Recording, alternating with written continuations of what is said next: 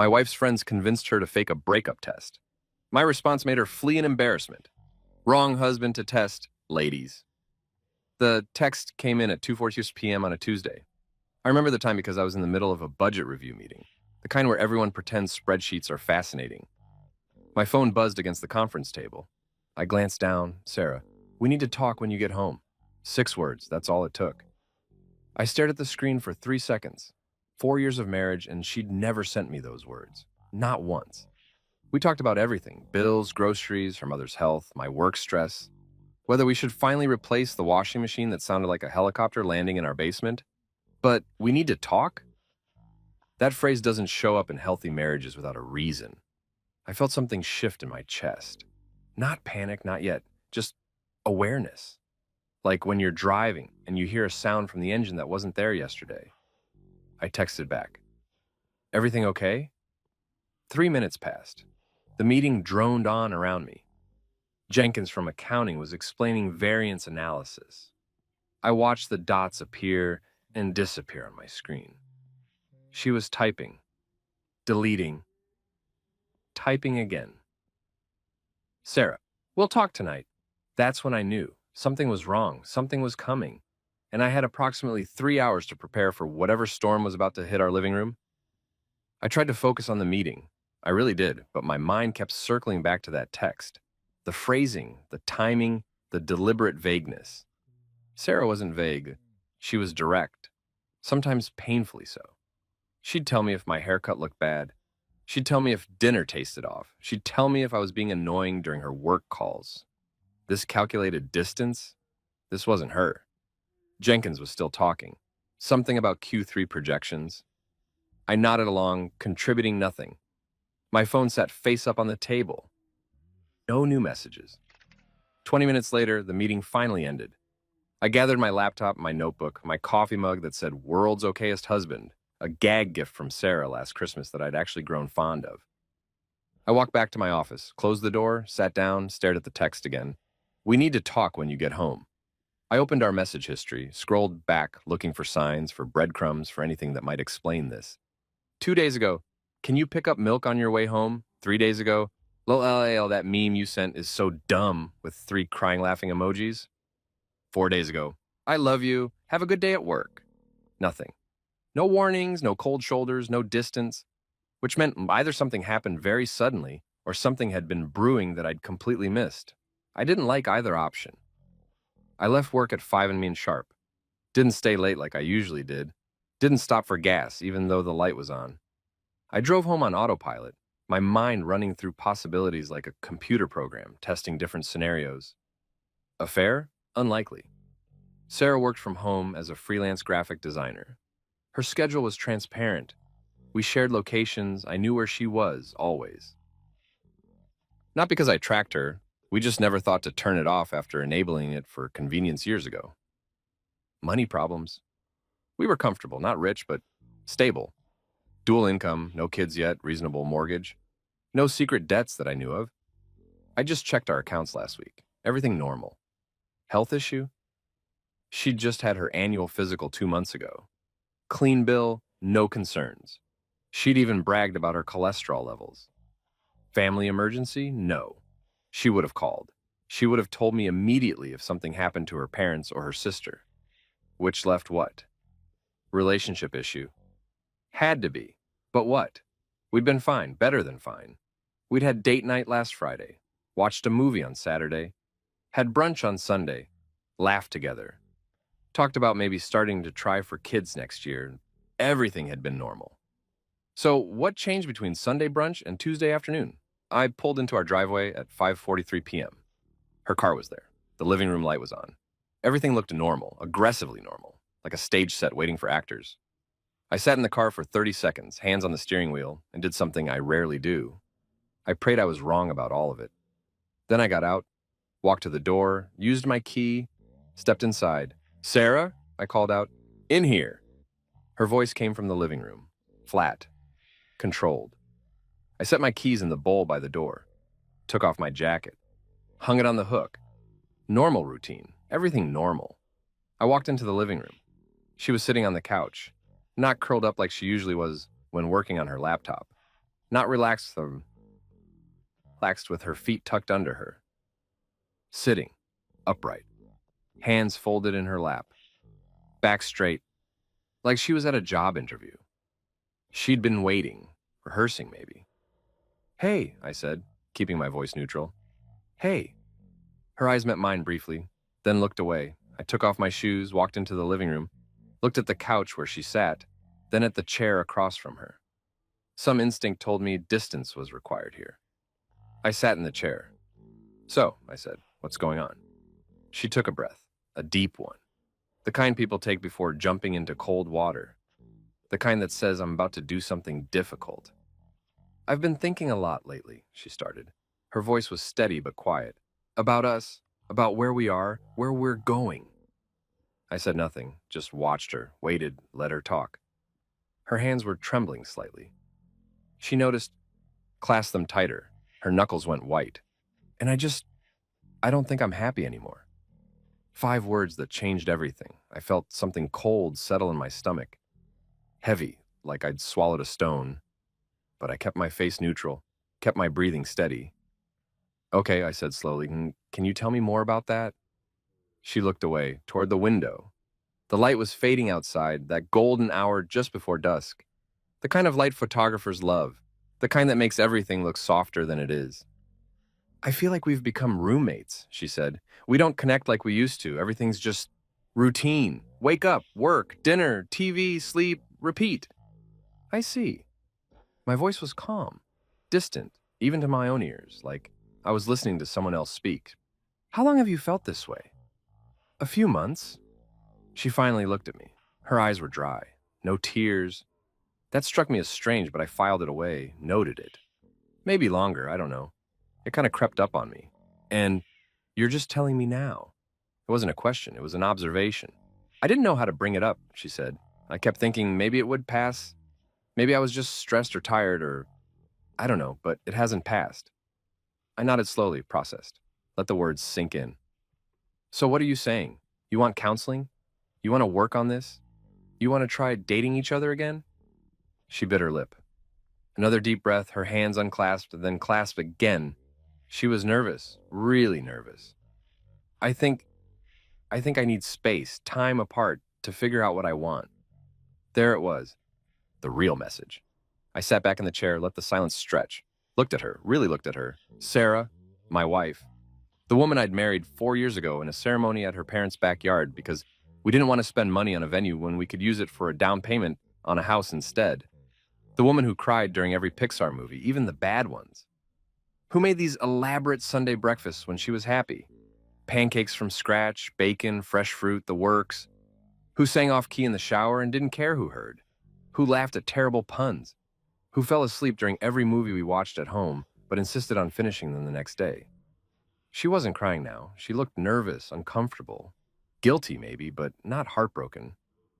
And that's when something clicked in my brain, a piece falling into place, a pattern emerging. How much space are we talking about? I asked. My tone even. Clinical, almost. She blinked. What? Space. You said you need space. I'm asking for specifics. Are we talking a few days, a week, a month? Are you moving out? Am I moving out? Are we separating legally? Well, what does space look like? I haven't figured that out yet. Okay. I leaned forward, elbows on my knees, looked directly at her. Let me ask you something else. Is there someone else? No. Quick. Too quick. Defensive. No, nothing like that. This isn't about another person. You sure? Because this feels pretty sudden for someone who's supposedly been unhappy for months. Usually people try to fix things before they ask for space. I'm sure, Marcus, I swear. This isn't about someone else. It's about us. About me figuring out what I need. I nodded, studied her face. Have you talked to anyone about this? A therapist? A friend? Anyone? Her eyes shifted just slightly, just for a second. But I saw it. I've talked to some friends, yeah. Jessica and Amanda. They've been supportive. Jessica and Amanda. Of course. Jessica, who'd been divorced twice by age 30, who treated relationships like competitive sports, who posted Instagram stories about knowing your worth and not settling. Amanda, who'd been with her boyfriend for 6 years and spent most of that time complaining about him to anyone who'd listen but refused to either fix the relationship or leave it. These were Sarah's advisors. And what did Jessica and Amanda say? I asked. They listened. They said I should trust my feelings. Trust your feelings, I repeated. That's their advice. Trust your feelings and ask for space. They said if I'm unhappy, I need to prioritize myself. Uh-huh. I stood up. She watched me, uncertain. Where are you going? To get some water. Give me a minute. I walked into the kitchen, opened the cabinet, took out a glass, filled it slowly from the tap, drank half of it. My mind was racing, but my hands were steady. 4 years of marriage. 7 years together total. I knew this woman. I knew her patterns, her tells, the way she tucked her hair behind her ear when she was lying about something small, like whether she'd eaten the last cookie. The way her voice went up half an octave when she was excited about a new design project. The way she avoided eye contact when she felt guilty on her show, the way she was acting right now. This didn't feel like a woman ending her marriage. This felt like a woman performing a script, following instructions, playing a role. I finished the water, set the glass in the sink, walked back into the living room. Sarah was in the same position, hands folded, waiting. I sat down, looked at her directly. Sarah, I said quietly, is this a test? Her eyes widened, just for a second. Then she recovered, but not fast enough. What? No. Marcus, I'm being serious. Because if it is, I need you to tell me right now. It's not a test.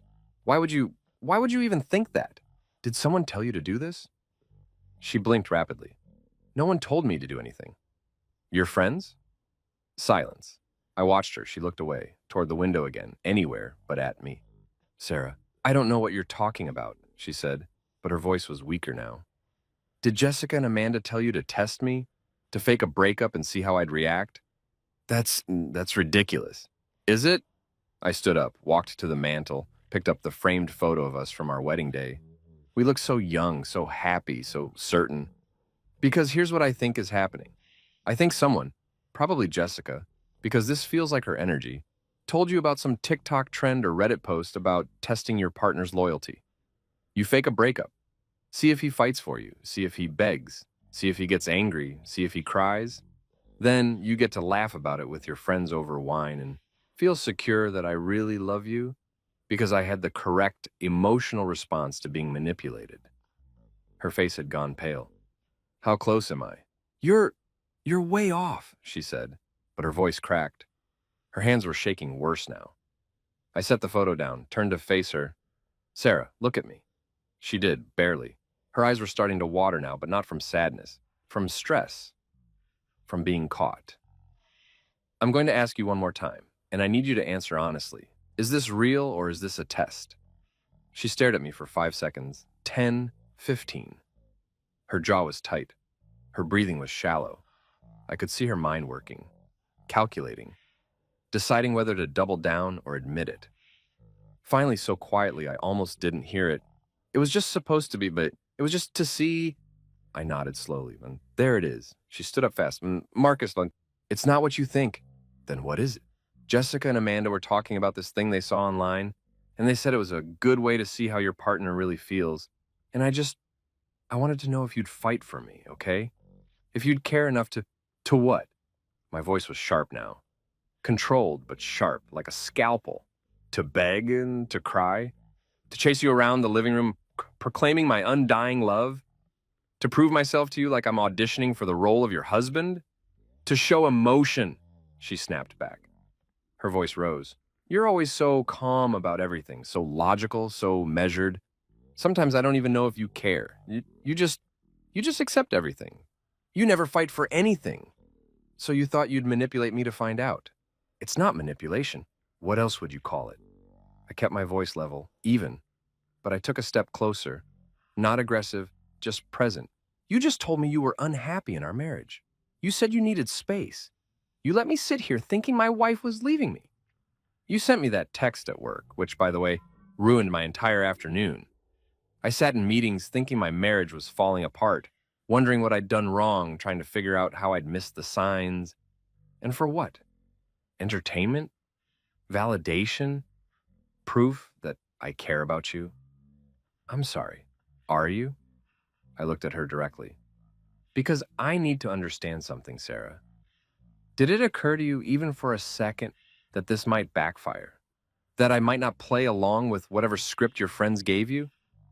She wrapped her arms around herself. Defensive posture. I thought you'd just, I don't know. I thought you'd tell me you love me and that we'd work through it and that would be the end of it.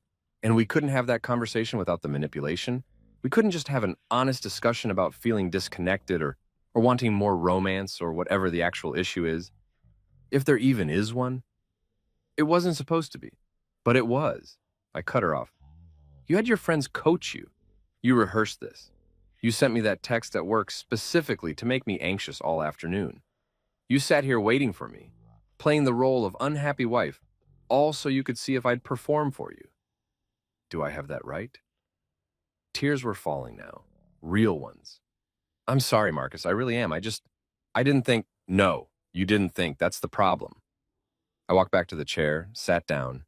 You didn't think about how this would make me feel. You didn't think about the trust you were breaking.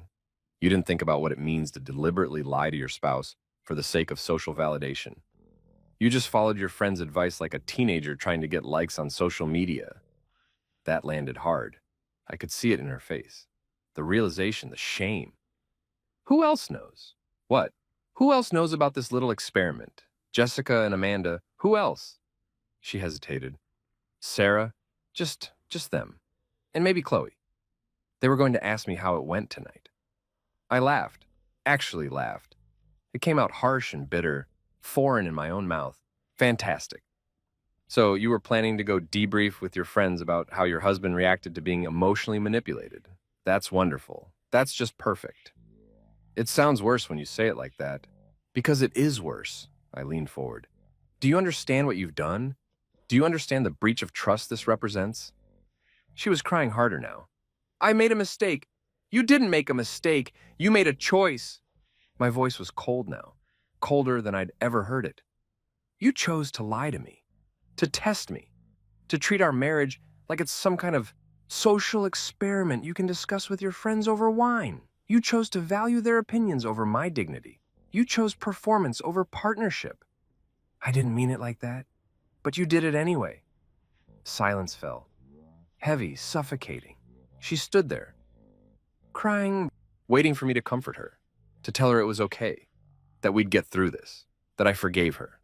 I didn't move. I just sat there, looking at her, feeling something inside me shift permanently. Not break, not shatter, just shift, like tectonic plates moving. Slow, inevitable, permanent. After a full minute of silence, she wiped her eyes with the back of her hand. So what now? What now? I repeated. Looked at her.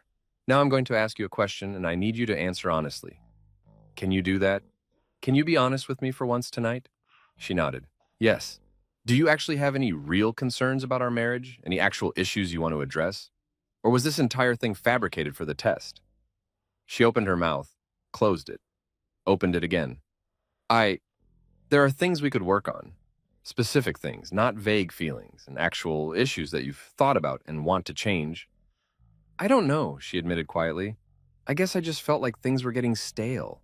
Like we were too comfortable, too routine. Comfortable, I said. Stability feels stale to you.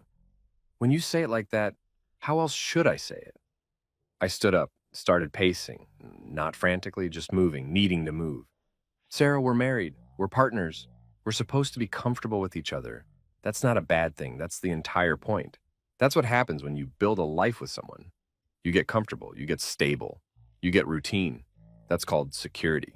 That's called trust. That's called a functional adult relationship. I know, but your friends convinced you that comfort means complacency.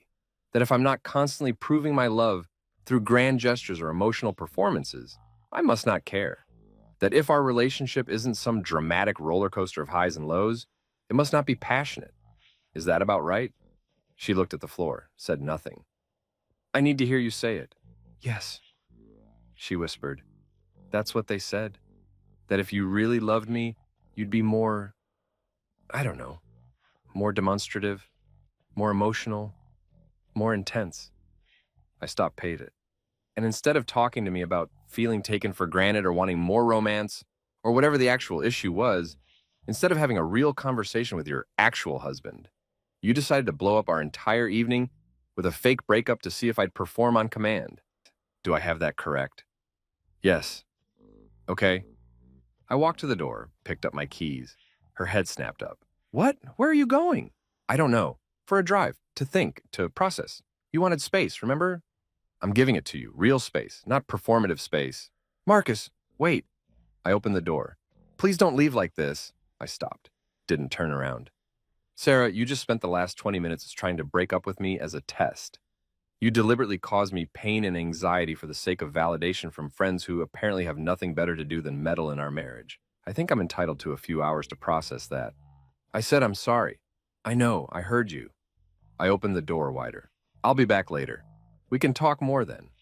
Or not, I haven't decided yet. Marcus, I walked out, closed the door behind me, got in my car, sat there for 30 seconds with my hands on the steering wheel, staring at our house. Then I started the engine and drove away. I drove with no destination in mind, just drove. Through our neighborhood with its neat lawns and identical houses, past the park where we used to have picnics when we were dating, back when everything was new and exciting and we'd spend hours just talking about nothing.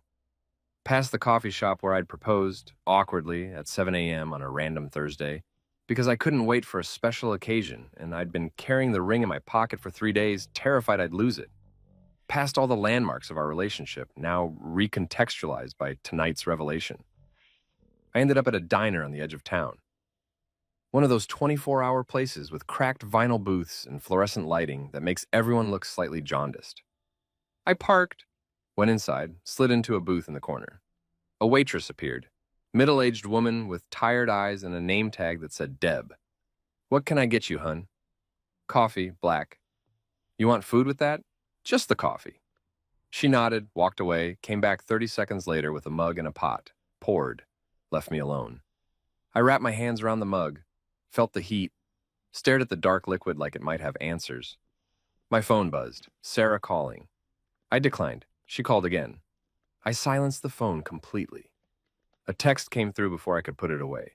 Please come home. I'm so sorry this was so stupid. Another, I love you. Please don't hate me.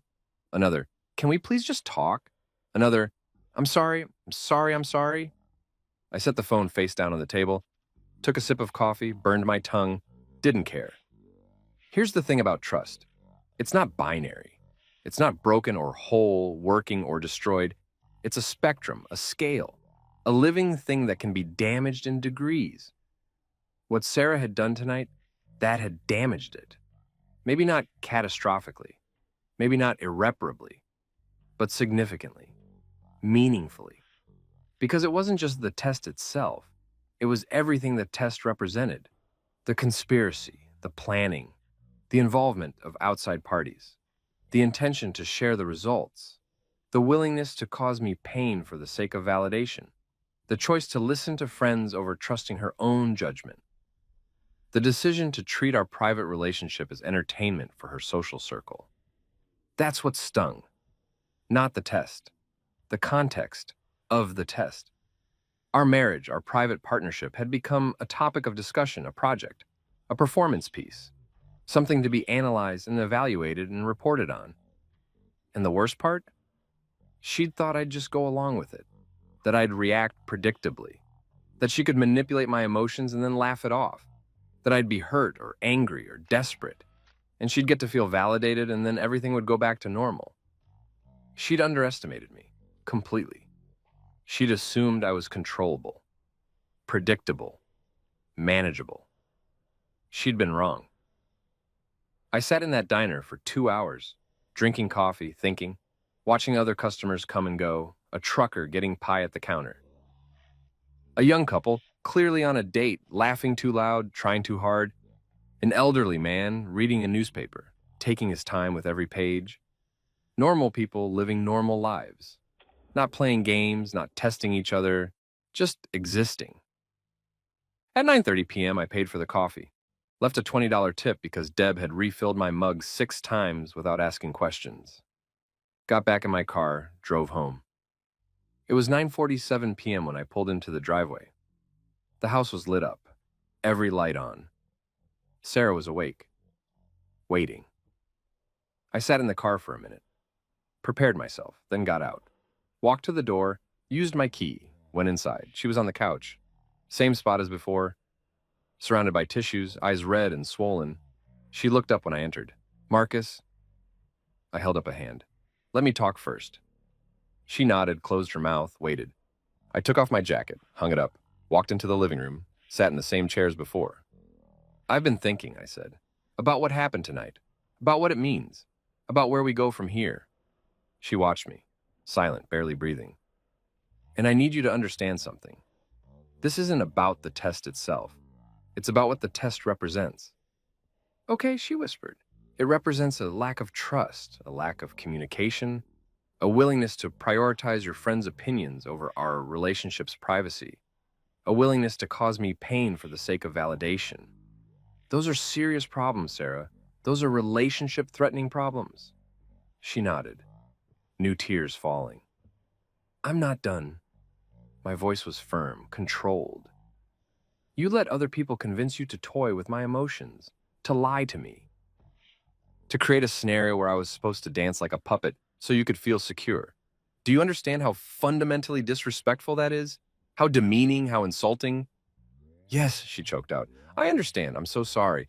And here's what really gets me." I leaned forward. "If you'd just come to me and said, 'Hey, I'm feeling disconnected. Can we work on being more intentional with our relationship?' I would have listened. I would have cared. I would have made changes. I would have planned more date nights, been more affectionate, done whatever you needed. But instead, you chose manipulation. You chose games. You chose to test me rather than trust me." She was sobbing now. Full body sobs. "I don't know what I was thinking." "You weren't thinking, that's the problem. You were reacting to peer pressure, like a teenager, like someone who doesn't have the maturity or confidence to trust their own judgment." That landed hard. I saw it in her face. The recognition, the shame. "So here's what's going to happen," I continued. My voice was calm but immovable. "First, you're going to call Jessica and Amanda right now. Put them on speaker. And you're going to tell them that their advice was terrible, that it nearly destroyed your marriage, and that you won't be participating in any more of their relationship experiments. Ever." Her eyes widened. "Right now?"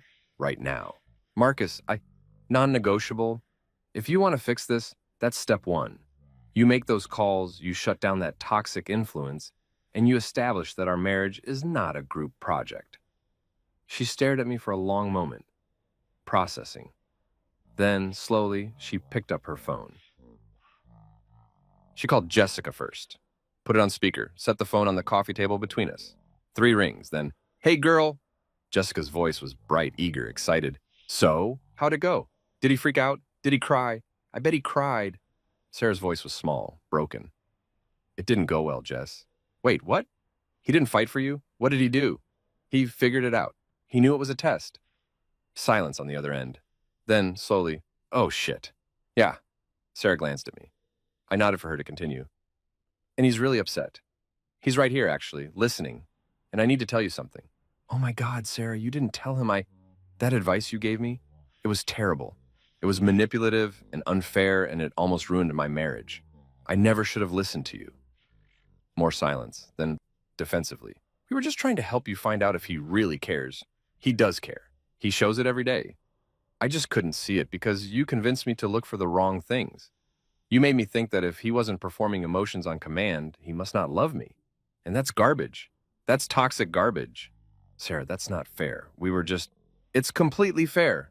Sarah's voice was stronger now, angry. "You encouraged me to play games with my husband, to manipulate him, to test him like he's some kind of entertainment. And I'm done with that. I'm done talking about my relationship with you like it's a TV show we can analyze. I'm done letting you convince me that stability is boring and comfort is bad. I'm done. Are you seriously choosing him over your friends right now? I'm choosing my marriage over drama. There's a difference. And if you can't see that, then maybe we need some space." I felt something in my chest. Pride, maybe? Sarah was finding her spine. "Whatever," Jessica said. Cold now.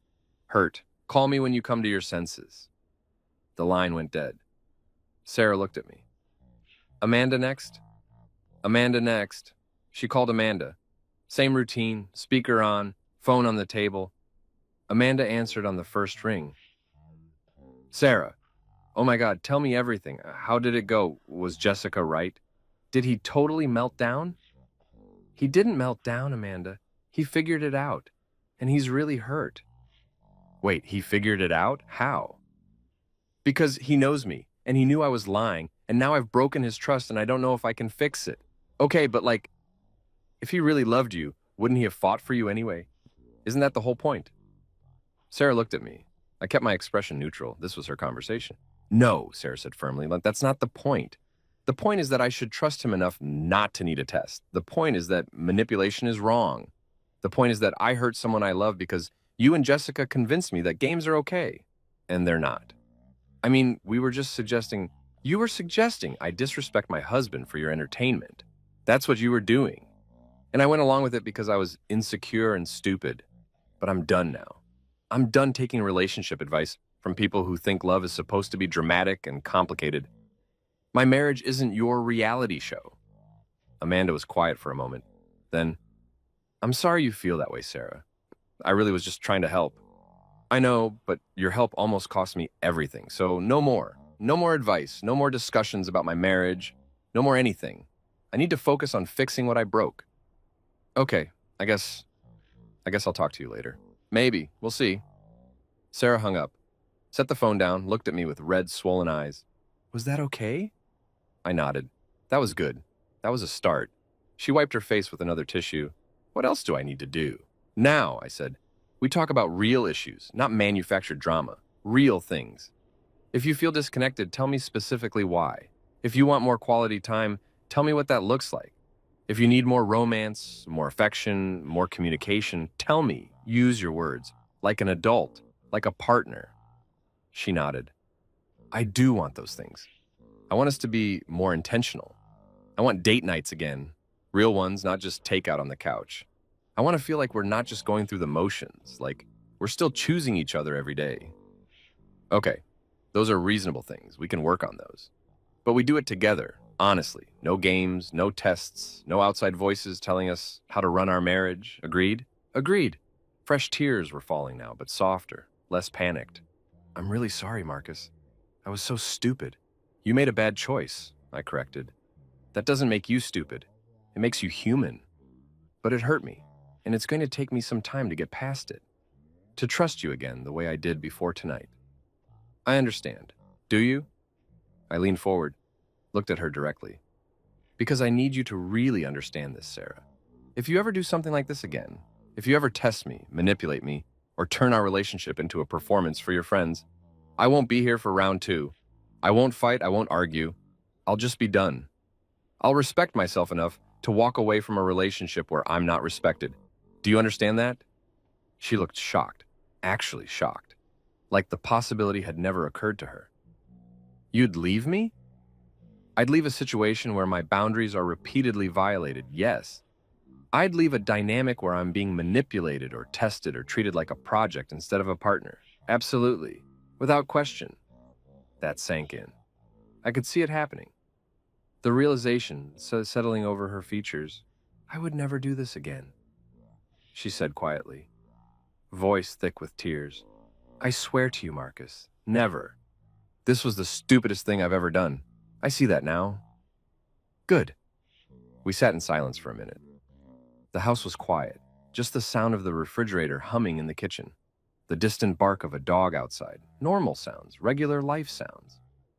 Finally, she asked, can you forgive me? Eventually, I said, not tonight. Tonight I'm still angry, still disappointed, still processing, but eventually, yes. If you prove to me that you've learned from this, if you show me through actions, not just words. How do I do that? By being honest, by communicating directly with me instead of through third parties, by treating me like a partner instead of a project, by respecting our privacy. I stood up. I'm going to sleep in the guest room tonight. Marcus, I need space, the real kind. Not the fake kind you tried to test me with. Just for tonight. To clear my head, to process everything that happened. Is that okay with you? She nodded miserably. Okay. I walked toward the hallway, stopped at the doorway, turned back.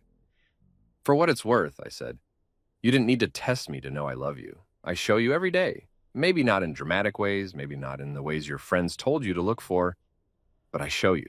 She looked up at me, waiting. I work hard so we're financially secure. I support your career even when it means eating dinner alone, because you're on a deadline. I listen when you talk about your projects, even when I don't understand design terminology. I do the dishes without being asked. I bring you coffee in the morning. I hold you when you're stressed. I'm here. I've always been here consistently, reliably, quietly. But I'm not a performing monkey. I'm your husband. And if quiet, steady love isn't enough for you, if you need constant drama and emotional performances to feel secure, then maybe we do need to have a bigger conversation about compatibility. I left her sitting there, walked to the guest room, closed the door, sat on the bed in the dark, and finally let myself feel it. All of it. The anger, the hurt, the betrayal. Not from infidelity, not from anything big or obvious. From something smaller, but somehow worse. From being treated like I was predictable, controllable, testable. Like a lab rat in someone's experiment. From having my emotions used as entertainment. From not being enough, exactly as I was. I didn't sleep much that night, just lay there in the guest room bed staring at the ceiling, thinking about trust, about marriage, about what happens when outside voices get too loud and drown out the partnership, about whether this was fixable, whether we could come back from this, whether Sarah understood the gravity of what she'd done, or if she was just sorry she got caught, about whether I could forgive her, really forgive her, not just say the words, but actually let it go. I didn't know yet. Around 3 a.m., I heard footsteps in the hallway, soft, hesitant. They stopped outside the guest room door. A long pause. Then the footsteps retreated. She'd wanted to come in, to talk, to apologize, again. But she'd respected the boundary I'd set. That was something, small, but something. Next morning, I woke up to the smell of coffee, bacon, eggs, Sarah's Sunday breakfast ritual on a Wednesday. I came downstairs. She was at the stove, looking exhausted. Hair in a messy bun. No makeup. Eyes still swollen from crying. She glanced up when I entered. "Morning," she said quietly. "Morning." She plated food, brought it to the table, set it in front of me. Eggs scrambled with cheese the way I liked them. Bacon crispy, toast with butter, hash browns with onions. My exact favorite combination. "I know this doesn't fix anything," she said, "but I wanted to do something to show you, I don't know, that I'm trying." I looked at the plate, then at her. "Thank you." We ate in silence. Not comfortable silence, not hostile either, just heavy, weighted with everything unsaid. Halfway through, she spoke. "I called my therapist this morning, Dr. Morrison, made an appointment for next week." I looked up. Yeah. I think I need to talk to someone about why I let my friends influence me like that. About my own insecurities, about why I felt like I needed to test you instead of just trusting you. Because that's what it was, really. I was insecure, and instead of dealing with it like an adult, I created drama. I nodded slowly. That's good. That's a good step. "Will you come with me, eventually, to couples counseling? I think we need it. I think we need help rebuilding what I broke. If you think it would help, I do. Then yes, I'll come." She looked relieved, like she'd been holding her breath. "Thank you, Marcus, for not just giving up, for giving me a chance to fix this." "I haven't decided anything yet," I said honestly. "I'm still processing, still figuring out how I feel about all of this, but I'm willing to try. To see if this is fixable. That's all I can promise right now. That's enough. That's more than I deserve." The days that followed were strange, surreal, like we were learning to be married all over again. We were polite, careful, like two strangers sharing a space, trying not to bump into each other. She gave me space, didn't push for affection or reassurance, didn't ask constantly if I'd forgiven her. Just existed, quietly, trying to prove through action instead of words. She started cooking dinner every night. Not elaborate meals, just regular food. but the gesture was there. She stopped spending so much time on her phone. When we were in the same room, she was present, actually present. She started asking me about my day and really listening to the answers, not just waiting for her turn to talk. Small things. But I noticed them all. A week after the incident, I came home from work to find she'd cleaned out the garage, something I'd been meaning to do for months. She'd organized everything, labeled boxes, made space. I figured you needed your workbench clear, she said when I found her, for your woodworking projects. I hadn't touched my woodworking tools in 6 months. Too busy, too tired. But she'd remembered I used to love it. Thank you, I said. You're welcome. Another small thing, but it mattered. 2 weeks after the test, she came to me with her phone. I want to show you something, she said. You don't have to look if you don't want to, but I want you to know I'm being transparent. She pulled up her messages with Jessica and Amanda, handed me the phone. I hesitated. Are you sure? Yes. You should see this. I took the phone, scrolled through. The conversation had continued after that night. They'd both been messaging her, trying to reconnect, trying to convince her she'd overreacted. Jessica, look, I get that you're mad, but he's being controlling. Making you call us like that? Making you choose between us? That's a red flag. Sarah, he's not controlling, he's setting boundaries. There's a difference. And I violated his trust. He has every right to be upset. Amanda, but we were just trying to help. We care about you, Sarah.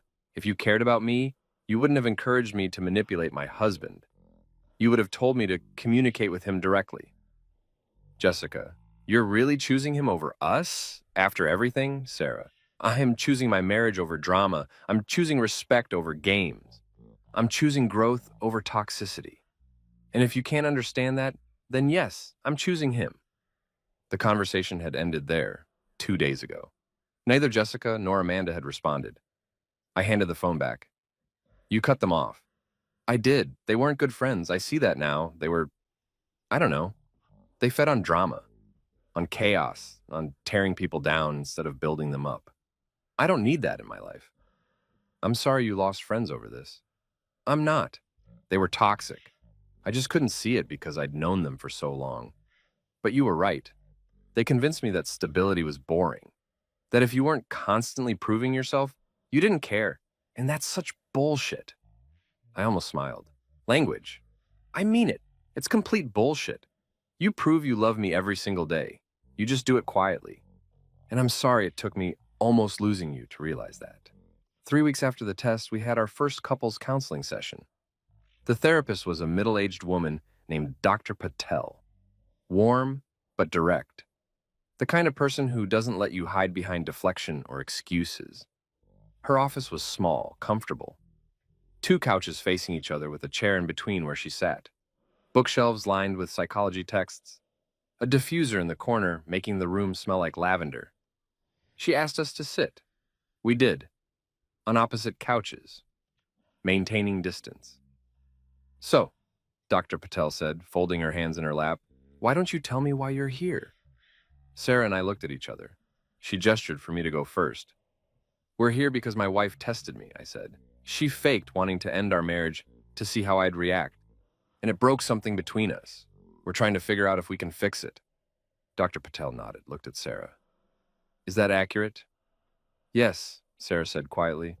That's exactly what happened. I listened to bad advice from friends and I hurt him, and now I'm trying to make it right. Okay, let's start there. Sarah, can you tell me more about why you felt you needed to test your husband? Sarah took a breath. I was feeling insecure, like we'd fallen into a routine, like he didn't feel things as deeply as I did. He's very calm, very logical. And sometimes I interpreted that as not caring. And rather than discussing these feelings with him directly, you staged a fake breakup. Yes. Why? Because, Sarah paused, thought. Because I didn't think he'd give me a real answer. I thought he'd just say everything was fine, and I'd still feel uncertain. I thought if I tested him, I'd see his real emotions, his real feelings. And did you? Yes, but not the ones I expected. Dr. Patel turned to me. What did she see, Marcus? She saw boundaries, I said. She saw self-respect. She saw someone who won't be manipulated, even by someone he loves. And how did that make you feel, Sarah? Ashamed, Sarah said immediately, tears in her eyes. Ashamed and stupid and terrified that I destroyed the best thing in my life over something so ridiculous. Dr. Patel nodded, wrote something in her notebook. Marcus, how did you feel when you realized it was a test? Betrayed, I said, voice steady. Not in the traditional sense, but betrayed nonetheless. Like my emotions were a game. Like our private relationship was entertainment for other people.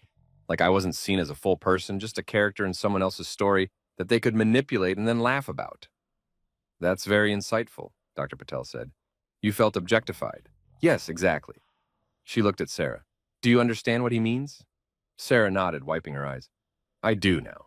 I treated him like an object, like someone I could control and manipulate for my own validation. It was selfish and cruel, and I hate that I did it. But you recognize it now. Yes, that's important. Growth comes from awareness. The question now is, what are you going to do differently moving forward?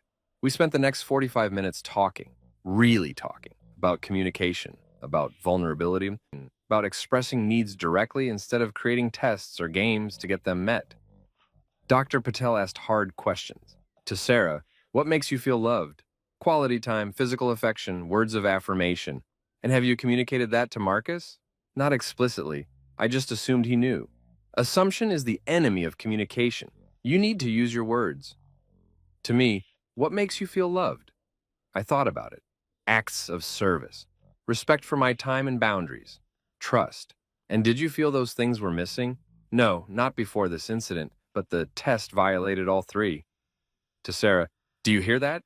Do you understand that what you did struck at the core of how Marcus experiences love? I do now, Sarah whispered. Dr. Patel looked between us. Here's what I'm observing. You two have different love languages, different communication styles, and instead of talking about that difference, you created a crisis to force a revelation. That's not sustainable. That's not healthy. That's not partnership. I know, Sarah said. So we need to build new patterns, better patterns. You need to learn how to express needs directly, how to ask for what you want without creating drama. And Marcus, you need to learn how to be more emotionally expressive, even when it doesn't come naturally.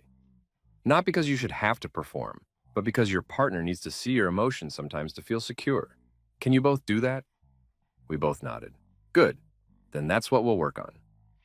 We left the session drained but hopeful. Drove home in silence. Not uncomfortable silence, just thoughtful. That night, Sarah came to me while I was reading in bed, the guest room bed. I'd been sleeping there for 3 weeks. Can we talk? She got on. Sure. She sat on the edge of the bed. Dr. Patel was right. I need to be more direct, so I'm going to be direct now. I set my book aside. Okay. I miss you, not just being in the same house. I miss us. I miss sleeping next to you. I miss talking before bed.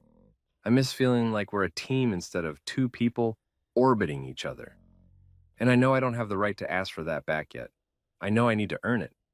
But I wanted you to know that's what I want. That's my goal, to get back to being us. I looked at her, really looked at her. She meant it, every word. I miss that too, I admitted. But I'm not ready yet. I'm still processing, still healing. I understand.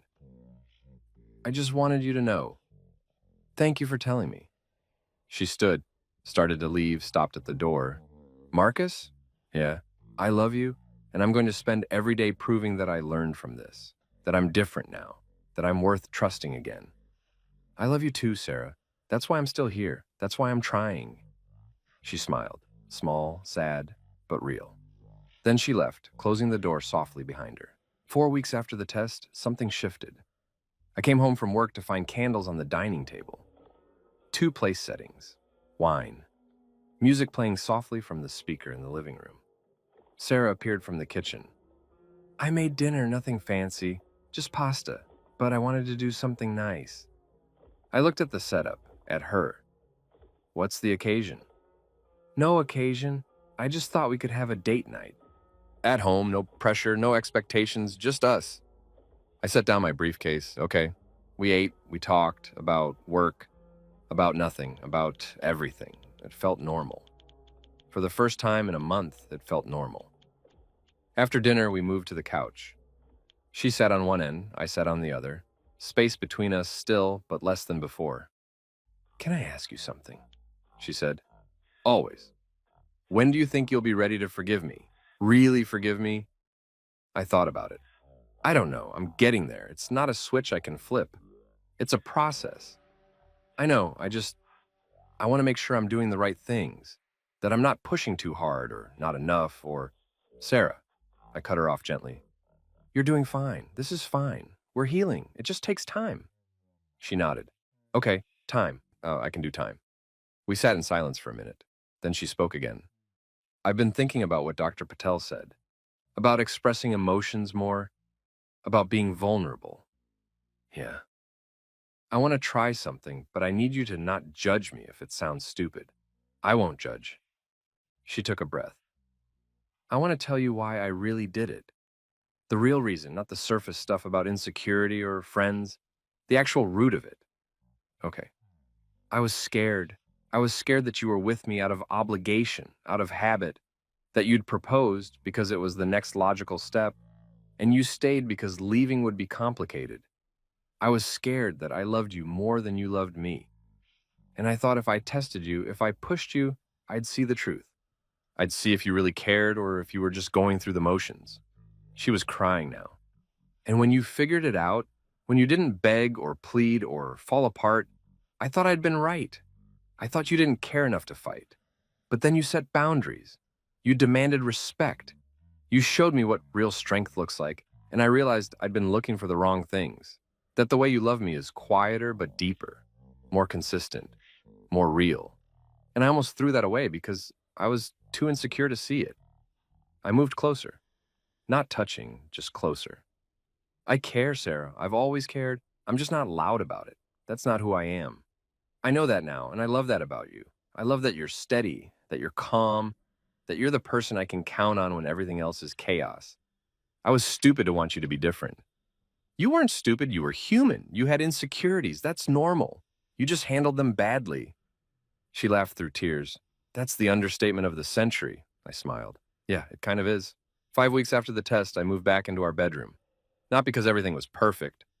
Not because I'd completely forgiven her, but because I wanted to. Because the distance was starting to feel more harmful than protective. That first night, we lay in bed in the dark, not touching, just existing in the same space. Thank you, she whispered. For what? For coming back, for trying, for not giving up on us. I'm not giving up. I'm just moving forward, one day at a time. That's all I can ask for. She reached out, found my hand, held it. I didn't pull away. 6 weeks after the test, we had our second couples counseling session. Dr. Patel noticed the difference immediately. You're sitting closer, she observed. We were. Same couch this time. Not touching, but closer. We're making progress, Sarah said. Tell me about it.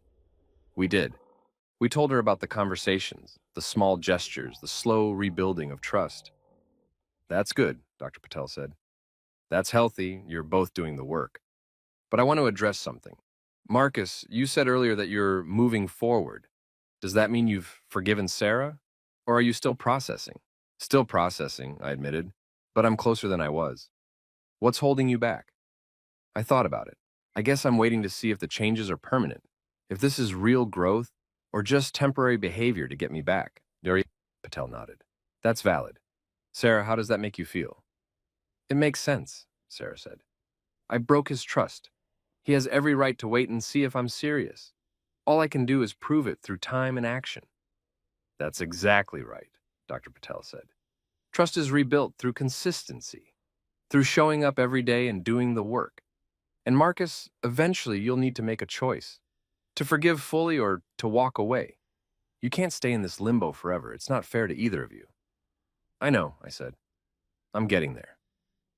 8 weeks after the test, Sarah's cousin got engaged. We were invited to the engagement party. Do you want to go? She asked. I'll understand if you don't, if it's too much. I'll go. We should go. The party was at a restaurant downtown. 30 people, family and friends. The happy couple making rounds, accepting congratulations. We sat at a table with some of Sarah's relatives. Made small talk, ate, drank. At one point, a group of bridesmaids gathered nearby. One of them, a young woman in her 20s, was talking loudly about relationship advice she'd seen online. Have you guys seen that TikTok trend where you fake a breakup to test your boyfriend? It's hilarious. I'm totally gonna try it. Sarah stood up, walked over. Don't do that, she said firmly. The bridesmaid blinked. What? Don't test your partner like that. It's manipulative, and it can seriously damage your relationship. Oh, come on, it's just for fun. It's not fun. Sarah's voice was clear, strong. Trust me, I tried it. Nearly lost my husband. Not worth it. The group went quiet. Several people were staring now. One of them asked, "What happened?" Sarah glanced at me. I nodded. She'd asked me before the party if it was okay to talk about it, if it came up. I'd said yes. If it stops one person from making the same mistake, it's worth it. So she told them. Not the whole story, just the important parts. The test, my reaction, the aftermath, the work. When she finished, the room was silent. Then someone said, "Your husband sounds really mature." Sarah smiled, looked at me. He is. That's why I married him. She came back to the table, sat down, took my hand. Thank you, she whispered. For what? For letting me tell that story. For not being ashamed of me. I'm not ashamed of you. I'm proud of you. For owning it. For learning from it. For warning others. She squeezed my hand. 3 months after the test, something happened. I woke up one morning and realized the weight was gone. The heaviness I'd been carrying, the anger, the hurt, the betrayal. It wasn't gone completely. The memory was still there, the knowledge of what happened. But the sharp edges had dulled. The wound had scarred over. I could breathe again. Sarah was still asleep beside me. I watched her for a minute. This woman who'd made a terrible mistake and spent every day since proving she'd learned from it. She'd done the work, really done it. Cut off toxic friends, started therapy, communicated directly, showed up consistently, respected my boundaries, given me space when I needed it and presence when I needed that instead. She'd become a better partner, a better person, and I'd healed. Slowly, gradually, but genuinely. I leaned over, kissed her forehead. She stirred, opened her eyes, and morning, morning. You okay? Yeah, I'm good. You sure? I'm sure. I forgive you, Sarah. She went still. What? I forgive you, really forgive you. Not just saying the words, I mean it. We're okay. Tears filled her eyes immediately. Are you serious? I'm serious. We're okay. We're us again. She pulled me into a hug, held on tight, cried into my shoulder. Thank you, thank you, thank you, thank you. I held her. We're good. We're going to be good. And I meant it. Now, a year later, we're in a completely different place. We still do couples therapy, once a month now instead of once a week. Just check-ins, tune-ups, making sure we're staying on track. We do weekly date nights, real ones. Sometimes fancy dinners. Sometimes movie nights at home. Sometimes just walks in the park. We communicate, directly, honestly, without games or hints or tests. We're happy, really happy, not perfect, but real. Last month, Sarah came to me with news. I'm pregnant. I stared at her. What? I'm pregnant. 8 weeks. I wanted to wait to tell you until I was sure everything was okay. I pulled her into a hug. That's amazing. That's incredible. You're happy? I'm thrilled. And I was. Now she's 6 months along. We're having a girl. We've started setting up the nursery, painting walls, building furniture, making plans. We talk about what kind of parents we want to be, what values we want to instill, how we want to raise her. I want her to be strong, Sarah says, but kind, to have boundaries but also compassion. Like her mother, I say, like both of us. We're sitting on our back porch. It's evening. The sun is setting. Sarah's hand is on her belly. Marcus? Yeah? Do you think we'll be good parents? I look at her, this woman who made a terrible choice years ago and spent every day since proving she'd learned from it. Yes, I say, I think we'll be great. How do you know? Because we learned how to be honest with each other, how to communicate, how to work through hard things, how to grow. And that's 90% of parenting right there. She smiled. What's the other 10%? Coffee. Lots of coffee. She laughs. That real laugh. The one I fell in love with 7 years ago. I'm glad I didn't lose you, she says quietly. Me too. Even though I deserved to? You didn't deserve to. You deserved a chance to grow. And you took it. You did the work. That matters more than the mistake. She reaches for my hand. I take it. We sit there in the fading light, holding hands, feeling our daughter kick, preparing for the next chapter. Different from where we started, but better. So much better. Sometimes the strongest thing you can do is stay calm when others expect you to break. Sometimes growth comes from crisis. Sometimes the person who tests you ends up learning the most important lesson of all. Choose yourself. Choose honesty. Choose growth. Always.